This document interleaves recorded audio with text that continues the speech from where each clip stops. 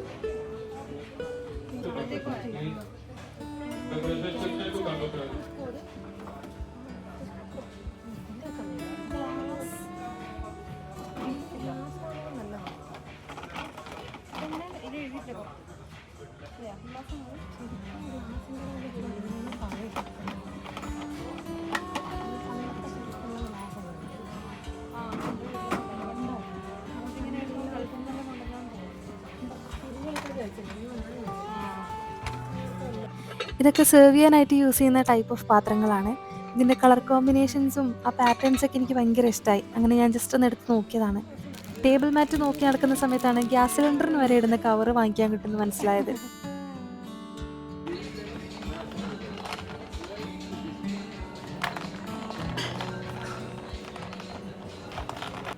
ഇനിയിപ്പോൾ വാട്ടർ ബോട്ടിൽസിൻ്റെ സെക്ഷനും കൂടി ഒന്ന് എക്സ്പ്ലോർ ചെയ്തിട്ട് വരാം. പക്ഷെ നീ തന്നതിൻ്റെ നല്ല കളർ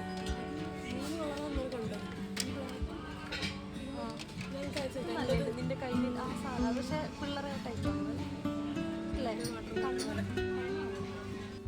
ഇനിയാണ് എൻ്റെ മെയിനായിട്ടുള്ള സ്ഥലം ഒന്ന് അരിച്ചു വെറുക്കാൻ പോകുന്നത്. സ്റ്റേഷനറി സെക്ഷനിൽ ഓരോ പുതിയ സാധനങ്ങളും തപ്പി കണ്ടുപിടിക്കുക എന്നുള്ളതാണ് എൻ്റെ മെയിനായിട്ടുള്ളൊരു വിനോദം.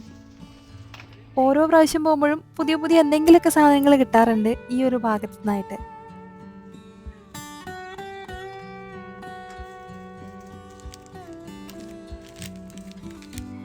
ഇതൊരു മിനി നോട്ട് പാഡ് പോലത്തെ സംഭവമാണ്. കാണാൻ ഭയങ്കര ക്യൂട്ടായിട്ടാണ് ഞാൻ എടുത്ത് നോക്കിയത്. ഈ ഒരു സെക്ഷനിൽ നോക്കിക്കഴിഞ്ഞെങ്കിൽ കിഡ്സിനായിട്ടും പിന്നെ ആർട്ട് പ്രാക്ടീസ് ചെയ്യാൻ ഇഷ്ടമുള്ള ബിഗിന്നേഴ്സ് ആയിട്ടുള്ള ആൾക്കാർക്കും യൂസ് ചെയ്യാൻ പറ്റുന്ന ഒരുപാട് ഐറ്റംസ് അവൈലബിൾ ആയിട്ടുണ്ട്.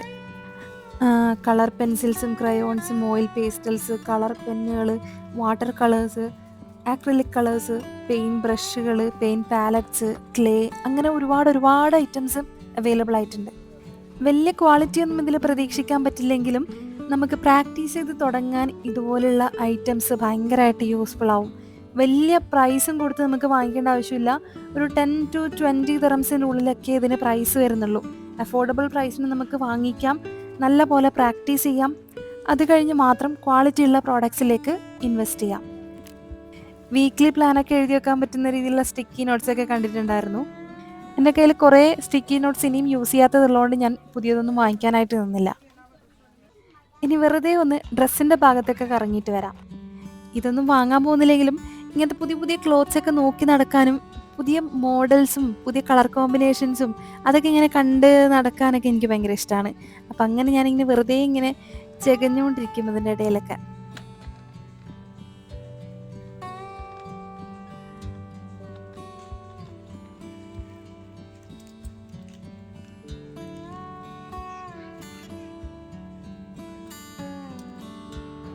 അങ്ങനെ അത്യാവശ്യം വേണ്ട വളരെ കുറച്ച് സാധനങ്ങൾ മാത്രം വാങ്ങിക്കൊണ്ട് റൂമിലോട്ട് നേരെ തിരിച്ച് നടന്നു. അപ്പോഴേക്കും രാത്രി ആയിട്ടുണ്ടായിരുന്നു. ഇനി ഇതിൻ്റെ അൺബോക്സിംഗ് ഒക്കെ നെക്സ്റ്റ് ഡേ ആണ് ചെയ്യാൻ പോകുന്നത്.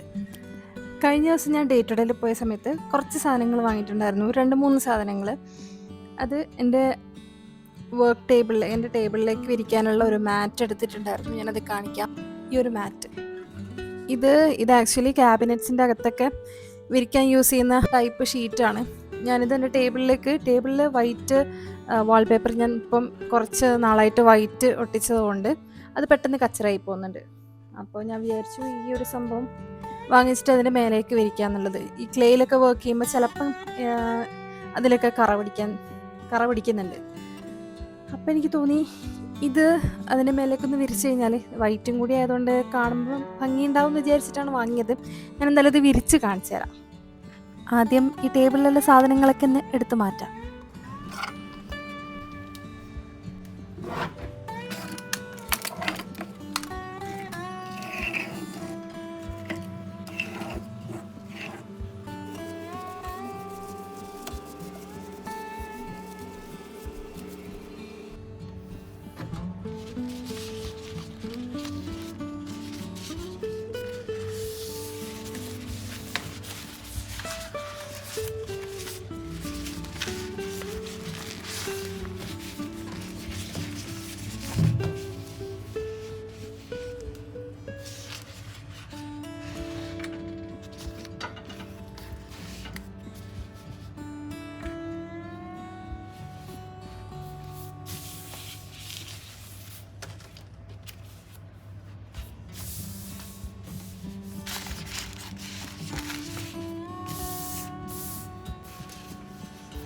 ആ മാറ്റിൻ്റെ ലെങ്ത്ത് കുറച്ച് കൂടുതലായതുകൊണ്ട് ഞാൻ ടേബിളിൻ്റെ ആ സൈസ് നോക്കിയിട്ട് അവിടെ നിന്ന് കട്ട് ചെയ്ത് കൊടുക്കുന്നുണ്ട്.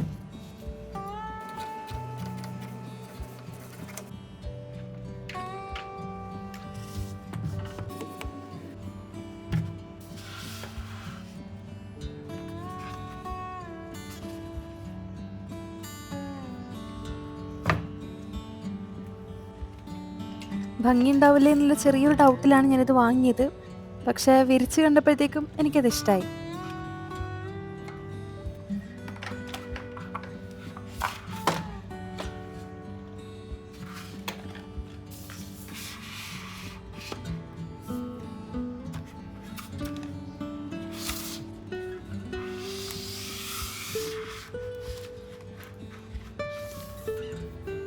വിരിച്ചു കഴിഞ്ഞ് മൊത്തത്തിലൊന്ന് സെറ്റ് ചെയ്തപ്പോൾ ഇങ്ങനെയാണ് കാണാൻ. ചെറിയ രീതിയിലുള്ള പുതിയൊരു മാറ്റം വന്ന് കണ്ടപ്പോൾ എനിക്ക് തന്നെ ഒരു സന്തോഷം ഫീൽ ചെയ്യുന്നുണ്ട്. ഇനി ഞാൻ വാങ്ങിയിട്ടില്ല വേറൊരു സംഭവം കാണിച്ചു തരാം. ഇത് ഞാൻ അവിടെ കണ്ടപ്പോൾ ഇൻട്രസ്റ്റിംഗ് ആയിട്ട് തോന്നിയിട്ട് വാങ്ങിയതാണ്. ഇതെന്താണെന്ന് പറയുകയാണെങ്കിൽ പല സൈസിലുള്ള നിബുകൾ വരുന്ന 7 പീസ് പെന്നിൻ്റെ സെറ്റാണ്. അതായത് ഇത് യൂസ് ചെയ്യുന്നത് ആക്ച്വലി ഡൂഡ്ലിംഗ് ഒക്കെ ചെയ്യാൻ വേണ്ടിയിട്ടാണ്. ഞാനിതവിടെ കണ്ടപ്പോൾ ഡൂഡ്ലിംഗ് ഒക്കെ ഒന്ന് പ്രാക്ടീസ് ചെയ്ത് പഠിക്കാമല്ലോ എന്ന് വിചാരിച്ചിട്ട് വാങ്ങിയതാണ്. ഇതിലുള്ള ഓരോ പെന്നുകളും എങ്ങനെയുണ്ടെന്നുള്ളത് നമുക്കൊന്ന് ടെസ്റ്റ് ചെയ്ത് നോക്കാം. 005 തൊട്ടാണ് ഇതിൻ്റെ നിബിൻ്റെ സൈസ് സ്റ്റാർട്ട് ചെയ്യുന്നത്. ഇതാണ് 005. ഏറ്റവും ചെറിയ നിബ് വരുന്നതാണ്. അതുകൊണ്ട് തന്നെ ഫൈൻ ലൈൻസ് ഒക്കെ നല്ലപോലെ ഇതുകൊണ്ട് ചെയ്തെടുക്കാൻ പറ്റും എന്നാണ് എനിക്ക് തോന്നുന്നത്.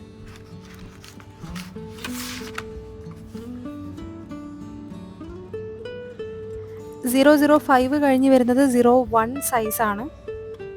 നല്ല നീറ്റായിട്ട് തന്നെ എഴുതാൻ പറ്റുന്നുണ്ട്. നമുക്കിത് ഓരോന്നായിട്ട് ഒന്ന് ട്രൈ ചെയ്ത് നോക്കാം.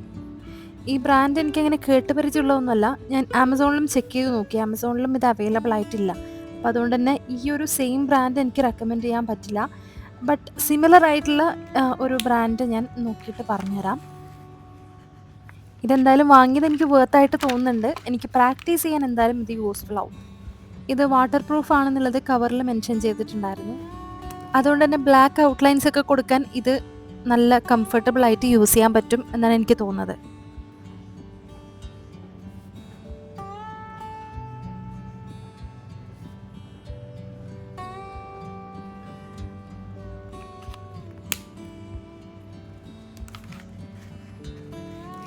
ഞാൻ എല്ലാം ഒന്ന് പെട്ടെന്ന് പെട്ടെന്ന് കാണിച്ചു പോവാം. ഞാൻ ആക്ച്വലി പ്രാക്ടീസ് ചെയ്യാനൊക്കെ ആയിട്ട് ഇതുപോലുള്ള ആർട്ട് സപ്ലൈസ് ആണ് യൂസ് ചെയ്യാറ്. ആർട്ട് ആൻഡ് ക്രാഫ്റ്റ് ഇഷ്ടപ്പെടുന്ന ബിഗിനേഴ്സ് ആയിട്ടുള്ള ഇപ്പോൾ പ്രാക്ടീസ് ചെയ്ത് തുടങ്ങിയിട്ടുള്ള ആളുകളോട് എനിക്ക് പറയാനുള്ളൊരു സജഷൻ എന്ന് പറഞ്ഞെങ്കിൽ, ഒരുപാട് പൈസ നിങ്ങൾ ബ്രാൻഡഡ് ആയിട്ടുള്ള മെറ്റീരിയൽസോ ആർട്ട് സപ്ലൈസ് ഒന്നും വാങ്ങിച്ചിട്ട് കളയാതെ, നിങ്ങൾ ആദ്യം തന്നെ തുടക്കത്തിൽ പ്രാക്ടീസ് ചെയ്യാനായിട്ട് കുറച്ചും കൂടി അഫോർഡബിൾ പ്രൈസിന് കാണുന്ന, ഭയങ്കര ക്വാളിറ്റി ഒന്നും നോക്കാതെ കുറച്ചും കൂടി അഫോർഡബിൾ പ്രൈസിനൊന്ന് വാങ്ങിക്കാൻ കിട്ടുന്ന ആർട്ട് സപ്ലൈസും മെറ്റീരിയൽസും വാങ്ങിക്കുക. അതിൽ നല്ലപോലെ പ്രാക്ടീസ് ചെയ്യുക. പ്രാക്ടീസ് ചെയ്ത് ഒന്ന് ബെറ്റർ ആയി കഴിഞ്ഞതിന് ശേഷം നിങ്ങൾക്ക് കുറച്ചും കൂടി ബ്രാൻഡഡ് ആയിട്ടുള്ള ആർട്ട് സപ്ലൈസിലേക്കും മെറ്റീരിയൽസിലേക്കും ഇൻവെസ്റ്റ് ചെയ്യാം. ഞാൻ പേഴ്സണലി ഫോളോ ചെയ്ത് വന്നൊരു മെത്തേഡ് അതാണ്. എനിക്കത് ഭയങ്കരമായിട്ട് യൂസ്ഫുൾ ആയി തോന്നുന്നുണ്ട്. ഈ ഒരു ഡ്രോയിങ് പെന്നിൻ്റെ സെറ്റ് എന്തായാലും ഫ്ലോപ്പായി പോയിട്ടില്ല. എന്തായാലും എനിക്ക് പ്രാക്ടീസ് ചെയ്യാൻ ബെസ്റ്റ് ആയിട്ടുള്ള ഒരു ഓപ്ഷനായിട്ട് തോന്നുന്നുണ്ട്.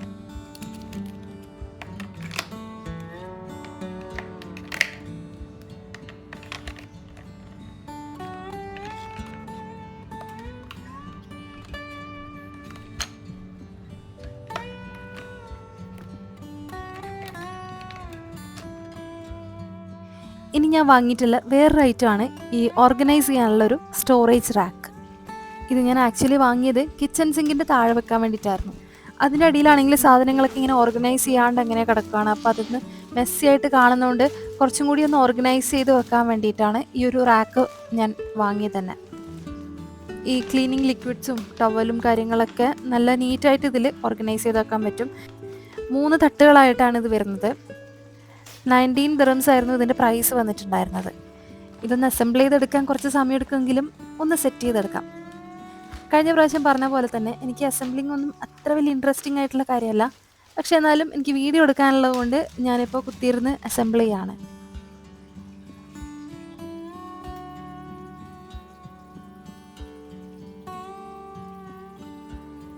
ഇത് കാണുമ്പോൾ എനിക്ക് തോന്നുന്നത് കുറച്ചും കൂടി ഈസി ആയിരിക്കും അസംബിൾ ചെയ്യാനാണ്. എന്തായാലും നമുക്കിത് കംപ്ലീറ്റ് ഒന്ന് ഓപ്പൺ ചെയ്ത് നോക്കാം. ഇതിന് താഴെ വീലൊക്കെ വരുന്നുണ്ട് കേട്ടോ. താഴെ ആ വീൽസും കൂടി വരുന്നതുകൊണ്ട് നീക്കി വെക്കാനൊക്കെ കുറച്ചും കൂടി എളുപ്പമായിരിക്കും എന്നാണ് തോന്നുന്നത്. 3 റാക്കുകളായിട്ട് ഫിക്സ് ചെയ്യേണ്ട സാധനമാണ് ഞാനിപ്പോൾ കാണിച്ചത്. എന്തായാലും നമുക്കിതൊന്ന് ഫിക്സ് ചെയ്ത് തുടങ്ങാം.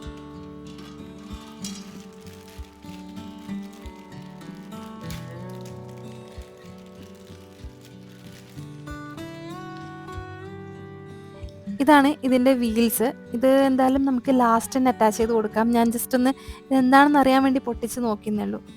ആദ്യം എന്തായാലും ഇതിൻ്റെ ഓരോ റാക്കുകൾ ഫിക്സ് ചെയ്ത് നോക്കാം. ഇതൊക്കെ ഒന്ന് റെഡിയാക്കി എടുക്കാൻ പറ്റുമെന്ന് ആദ്യം നോക്കാം. എന്തായാലും പരീക്ഷണങ്ങളൊന്നും എനിക്കൊരു പുത്തരി അല്ലാത്തതുകൊണ്ട് ഞാൻ രണ്ടും കൽപ്പിച്ചങ്ങ് ഇറങ്ങിയിരിക്കുകയാണ്. എന്തായാലും ഒന്ന് ഫിക്സ് ചെയ്യാൻ എൻ്റെ ഭാഗത്തു നിന്നുള്ളൊരു ശ്രമം നടത്തി നോക്കാം. ഇനി ഇത് വർക്കായില്ല എന്നുണ്ടെങ്കിൽ അപ്പോൾ നമുക്ക് അടുത്ത പണി നോക്കാം എന്ന് വിചാരിച്ചിട്ടാണ് ഞാനിപ്പോൾ ഈ ഇരുന്ന് പണിയുന്നത്.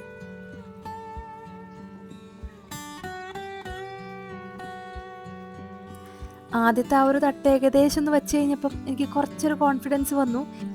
താഴത്തെ ആ തട്ട് അവിടെ സെറ്റായി കിടക്കുന്നുണ്ട് എന്നുള്ള ധൈര്യത്തിലാണ് ഞാൻ രണ്ടാമത്തെ തട്ട് അവിടെ സെറ്റ് ചെയ്യാൻ പോയത്.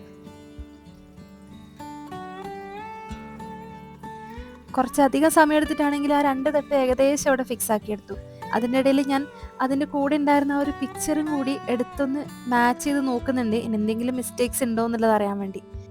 അങ്ങനെ ഒരുവിധ 2 തട്ടുകളും സെറ്റാക്കിയതിന് ശേഷം ഞാൻ 3ാമത്തെ തട്ടും സെറ്റ് ചെയ്തു. അതിൻ്റെ അടിയിൽ വീൽസും കൂടി ഫിക്സ് ചെയ്തു.